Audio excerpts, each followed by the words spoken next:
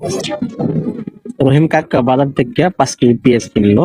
কেনার পরে বাড়িতে আইলো, আর পরে পাশের বাসার করিম কাকা বলতেছে যে, তুমি আমারে 1 কেজি পেঁয়াজ দাও, ধার দাও, তোমার আমি 4-5 দিন পরে তোমার 1 কেজি পেঁয়াজ তোমার আমি দিয়ে দিব। পরে তো রহিম কাকা দিছে, দেওয়ার পরে যখন 4 কেজি পেঁয়াজ তার রইলো, 1 কেজি পেঁয়াজ দিয়ে দিল। 4-5 দিন পর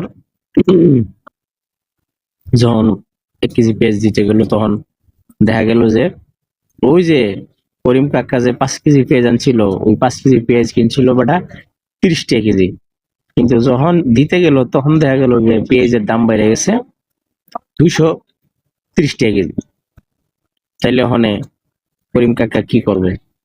অথচ তার সামর্থ্যের বাইরে হচ্ছে যে 200 টাকা, কথা যেহেতু বা চুক্তি যেহেতু হয়েছে পেঁয়াজ দিব তা ঠিক, কিন্তু তখন তো বেটা পেঁয়াজ কিনছিল 30 টাকা কেজি, আর বর্তমানে পেঁয়াজের দাম হলো 230 টাকা কেজি।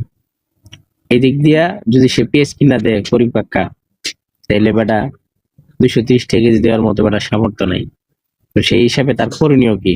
আবার সে মানতেছেও না যে হচ্ছে শুধু 30 টাকা দিলেও মানতেছে না, আর সে 230 টাকা কেজি পেঁয়াজ কিনা দেওয়ার মতো সামর্থ্য তার নেই। তাহলে এক্ষেত্রে করণীয় কি, বা মীমাংসাটা কি হবে, যদি একটু বলতে পারেন?